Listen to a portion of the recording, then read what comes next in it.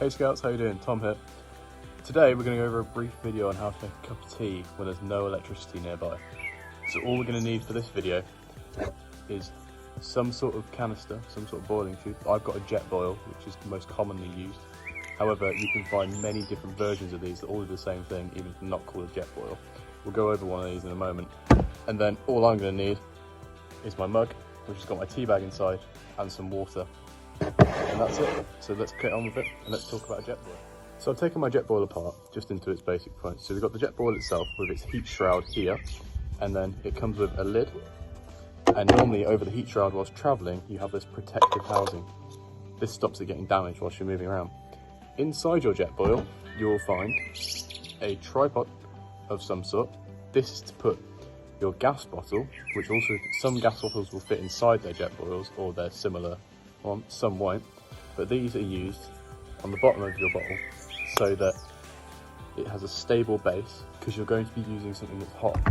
Now normally I'd recommend for kids that are younger, such as beavers, cubs and that sort of age range, that you'd ask an adult to help you with this stage from here on out with the gas and with the heating of the water.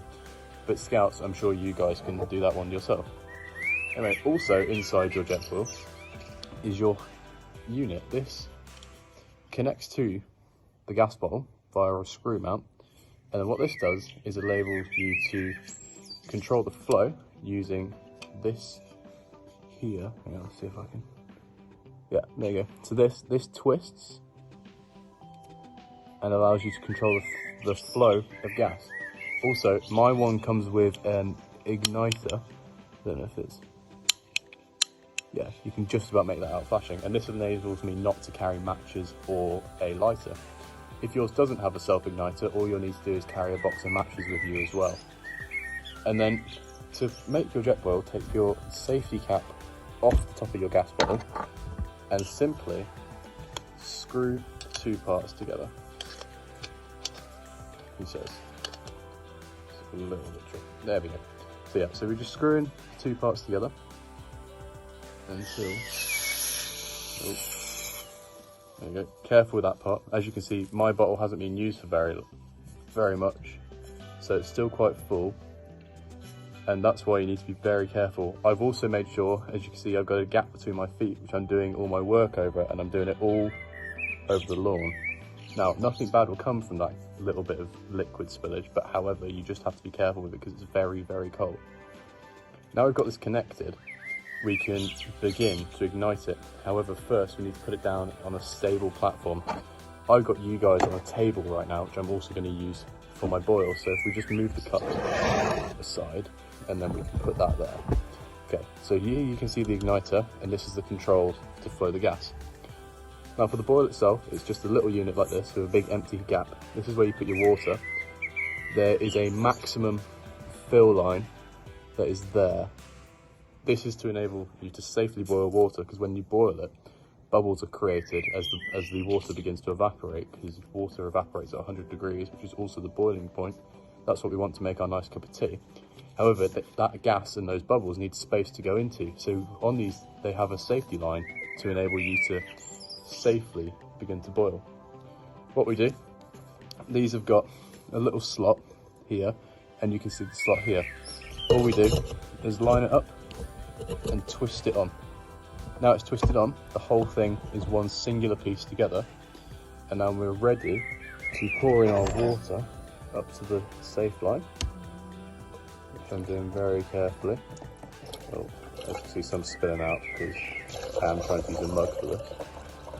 However, that's all in. It doesn't matter if you get some water on this unit, because that won't have gone into this. That'll have all missed and it's now all over my table.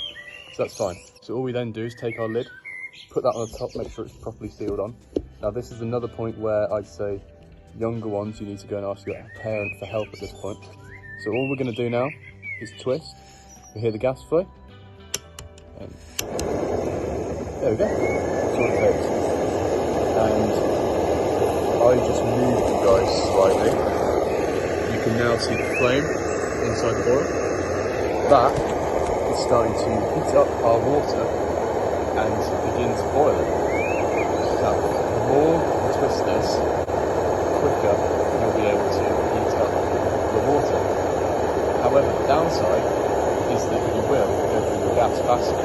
So if you're on DAB, this is now where you need to work out and do some testing to see how your unit works and how fast you get through your gas. These JetBoils are brilliant, because what they enable you to do is, as you can already start to see,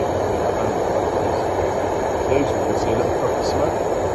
Well, actually it's steam, because in the time it's taken for us to talk to each other, this is already heating up. You see it starting to shake? That's it, we're done. So we're just going to turn it off. And as you can hear, it's hot water. I've got an indicator on my JetBoil, which if I spin around, this will go fully orange when my water's ready, and then it fades away again when it's not. But what we can do is, because it's hot now, we leave the lid on to keep the warmth in there. Okay, so I've got my tea bag, and as per, you put the tea bag in the mug, and then with my JetBoil, again, all we have to do is careful, because it's now hot, so we just twist and lift. I'm going to set this aside. This is really hot now, so be very careful with what you do with it. And then all I do is I'm going to make sure my lid's on properly, and then we're just going to slowly, because it's hot, remember, pour our water in. And what we've got now is a cup of tea that's brewing. And as you see, because I'd already measured out my water, no water went to waste, which again is a good tip for you guys on DAV. And now I can leave that to brew, and I've got a lovely cup of tea ready for the evening. And if I want to make some more, all I have to do is put this back on and start again. So yeah guys, so that's it for me now. I'm just going to go inside and take my tea bag out when I'm ready, and I've now got a lovely cup of tea without using any electricity at all. Hope you guys have enjoyed this video. If you did, like, subscribe, go check out the rest of our videos on the page with the rest of the guys, and I hope to see you guys soon in another one of our videos. Thank you very much. Cheers guys.